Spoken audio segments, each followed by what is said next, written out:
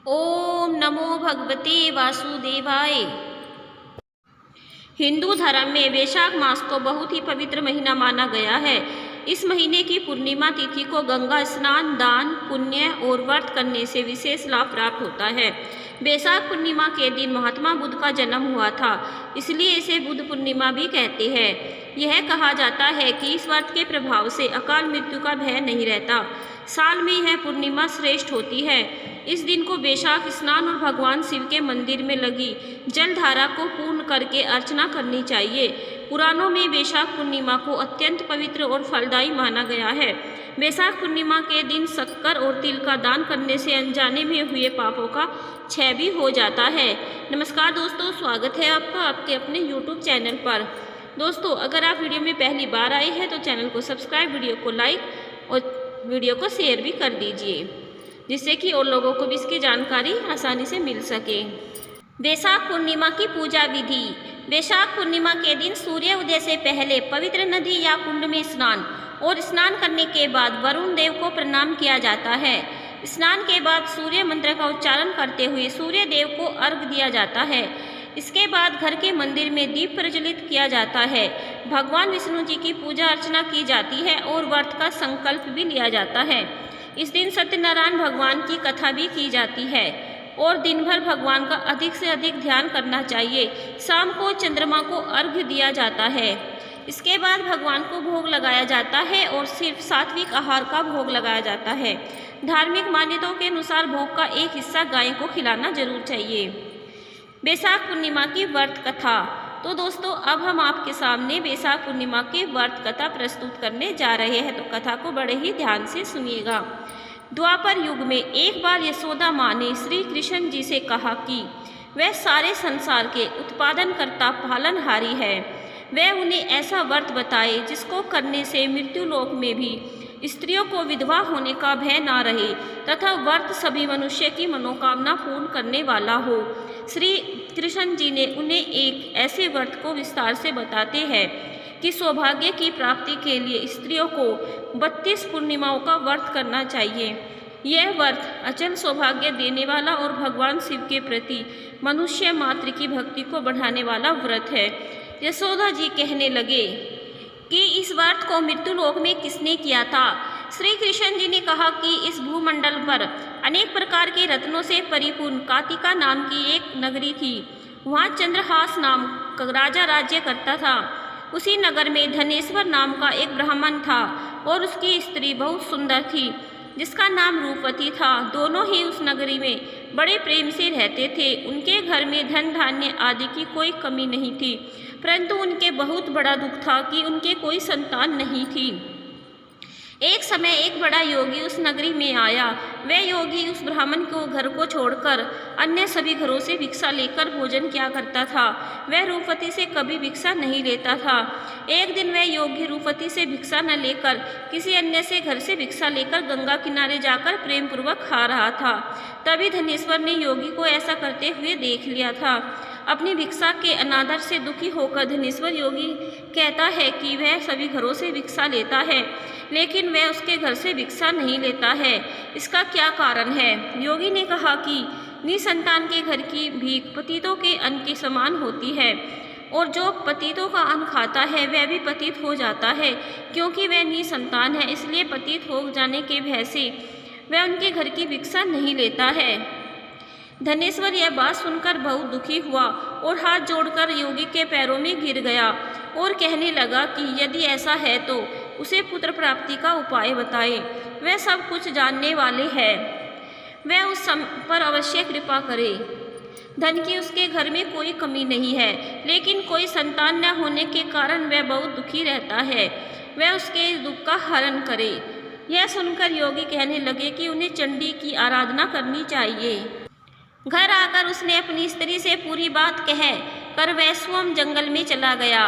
वहाँ उसने चंडी की उपासना करनी शुरू कर दी और उपवास भी किया। चंडी ने 16वें दिन उसको स्वप्न में दर्शन दिया और कहा कि उसके यहाँ पुत्र होगा, परंतु वह 16 वर्ष की आयु में ही उसकी मृत्यु हो जाएगी। यदि वह दोनों स्त्री पुरुष 32 पूर्णिमाओं का व्रत विधि पूर्वक करेंगे तो वह दीर्घायु हो जाएगा। जितनी उनकी सामर्थ्य है आटे के दिए बनाकर शिवजी भगवान का पूजन करना परंतु पूर्णिमा के व्रत 32 होने चाहिए। प्रातःकाल होने पर इस स्थान के समीप एक आम का वृक्ष दिखाई देगा। उस वृक्ष पर चढ़कर फल तोड़कर शीघ्र उसे अपने घर ले चले जाना और अपनी स्त्री को सारा वृत्तांत बताना।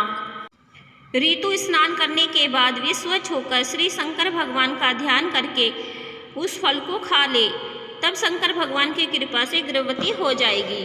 तब वह ब्राह्मण प्रातःकाल उठा तो उसने एक स्थान के पास ही आम का वृक्ष देखा जिस पर बहुत सुंदर आम का फल लगा हुआ था। उस ब्राह्मण ने आम के वृक्ष पर चढ़कर फल तोड़ने का प्रयास किया, परंतु वृक्ष पर कई बार कोशिश करने पर भी वह चढ़ नहीं पाया। तब उस ब्राह्मण को बहुत चिंता हुई और वह विघ्न विनाशक श्री गणेश भगवान जी की वंदना करने लगा।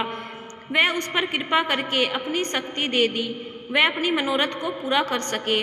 इस प्रकार गणेश जी की प्रार्थना करने पर उनकी कृपा से धनेश्वर वृक्ष पर चढ़ गया और उसने सुंदर आम के फल को तोड़ लिया। उस धनेश्वर ब्राह्मण ने जल्दी से आकर अपनी स्त्री को फल दे दिया और उसकी स्त्री ने पति के कहे अनुसार उस फल को खा लिया और वह गर्भवती हो गई। देवी जी की असीम कृपा से एक अत्यंत सुंदर पुत्र उत्पन्न हुआ जिसका नाम उन्होंने देवीदास रखा। बालक शुक्ल पक्ष के चंद्रमा की भांति अपने पिता के घर में बड़ा होने लगा। भगवान की कृपा से वह बालक बहुत ही सुंदर सुशील, विद्या पढ़ने में बहुत ही निपुण हो गया। दुर्गा जी की आज्ञा सुनकर उसकी माता ने 32 पूर्णमासी का व्रत रखना आरंभ कर दिया जिससे उसका पुत्र बड़ी आयु वाला हो जाए। 16वां वर्ष लगते ही देवीदास ने माता पिता को बहुत चिंता हो गई कि कहीं उनके पुत्र की इस वर्ष मृत्यु ना हो जाए। उन्होंने अपने मन में विचार किया कि यदि वह दुर्घटना उनके सामने हो गई तो वह कैसे सहन करेंगे।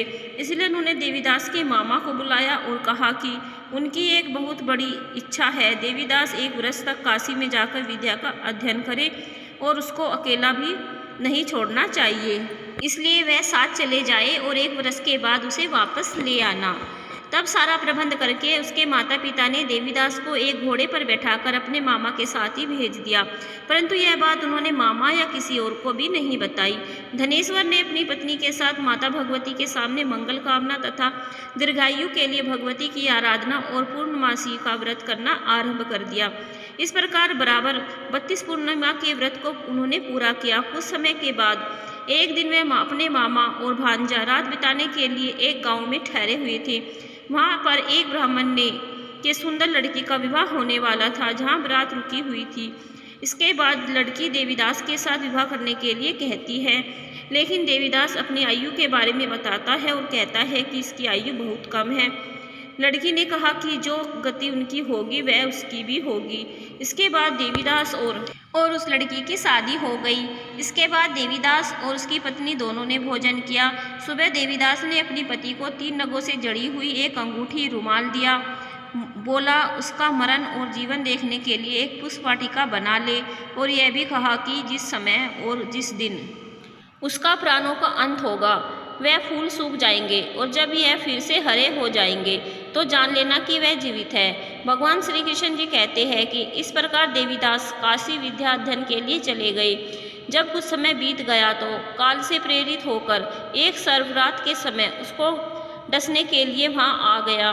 उस विषधर के प्रभाव से उसके शयन का स्थान चारों ओर से विष की ज्वाला से विषैला हो गया, परंतु व्रत के प्रभाव से उसको काट नहीं पाया क्योंकि पहले ही उसकी माता ने 32 पूर्णमासियों का व्रत रख रखा था। इसके बाद सोमकाल वहाँ पर आया और उसके प्राणों के निकालने की कोशिश करने लगा, जिससे वह बेहोश होकर पृथ्वी पर गिर गया। भगवान की कृपा से उसी समय माता पार्वती के साथ भगवान शंकर जी वहाँ पर आ गए। उसको बेहोश दशा में देखकर पार्वती जी ने भगवान से प्रार्थना की और कहा कि इस बालक की माता ने पहले ही 32 पूर्णमासियों का व्रत पूरा किया है और वह उसे प्राणदान दे। इस प्रकार शिव जी को उसको प्राण देते हैं। इस व्रत के प्रभाव से काल को भी पीछे हटना पड़ा और देवीदास स्वस्थ होकर बैठ गया। इधर उसकी स्त्री उसके काल की प्रतीक्षा किया करती थी। जब उसने देखा कि उस पुष्प वाटिका में पुष्प सूख भी नहीं रहे हैं तो उसको बहुत हैरानी हुई, लेकिन जब वाटिका हरी भरी हो गई तो वह जान गई थी कि उसके पति को कुछ नहीं हुआ है। देखकर वह बहुत प्रसन्न मन से अपने पिता से कहने लगी कि उसके पति जीवित है और वे उन्हें खोजे। जब 16वां साल बीत जाने पर देवीदास अपने मामा के साथ काशी से वापस चला गया। उधर उनके ससुर घर में उनको खोजने के लिए जाने ही वाले थे कि वह दोनों मामा भांजा वहां पर आ गए। उन्हें आता हुआ देखकर उसके ससुर को बहुत प्रसन्नता हुई और वह प्रसन्नता के साथ उन्हें अपने घर ले गए। उस समय नगर के निवासी भी वहां इकट्ठा हो गए और कन्या ने भी लड़कों को पहचान लिया था। कुछ दिन बाद देवीदास अपनी पत्नी और मामा के साथ बहुत से उपहार लेकर अपने नगर में चले गए। वह अपने गाँव के निकट पहुँच गए तो कई लोगों ने उसको देखकर उसके माता पिता को पहले ही खबर दे दी कि उनका पुत्र देवीदास अपनी पत्नी और मामा के साथ आ रहा है। ऐसा सुनकर उनके माता पिता बहुत ही खुश हुए थे। पुत्र और पुत्रवधू के आने की खुशी में धनेश्वर ने बहुत बड़ा उत्सव मनाया। तब श्री कृष्ण जी कहते हैं कि धनेश्वर 32 पूर्णमासी के प्रभाव से पुत्रवान हुआ। जो व्यक्ति इस व्रत को करते हैं जन्म जन्मांतर के पापों से छुटकारा प्राप्त कर लेते हैं। वैशाख पूर्णिमा का महत्व। इस दिन का बहुत अधिक महत्व होता है। इस दिन दान करना शुभ माना जाता है। इस दिन किए गए दान का कई गुना ज़्यादा फल प्राप्त होता है। इस पावन दिन व्रत करने से सारे पापों का नाश होता है और मृत्यु के बाद वैकुंठ लोक में स्थान मिलता है। वैशाख पूर्णिमा के दिन जो भी व्रत रखता है और भगवान विष्णु की आराधना करता है उसके दुख दूर होते हैं। वैशाख पूर्णिमा व्रत की तिथि 2023 4 मई 2023 को 11:44 में रात में पूर्णिमा तिथि शुरू होगी। 5 मई 2023 को 11:03 पे रात में पूर्णिमा तिथि खत्म होगी। तो धन्यवाद दोस्तों, ये थी हमारी छोटी सी जानकारी। अगर आपको पसंद आई हो तो वीडियो को लाइक और चैनल को सब्सक्राइब और वीडियो को शेयर भी कर दीजिए।